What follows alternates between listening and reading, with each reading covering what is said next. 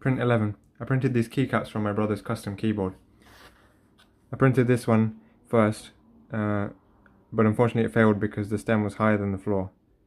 So I edited it by cutting the edge and making it level, and then this printed successfully. But it was a bit too loose, so I edited it again, making the stem tighter, and I got this one. I then tried to print the rest, but I had a bunch of failed prints because the stem wasn't adhering properly. So I got some alcohol and I cleaned the bed, and then I got all of these.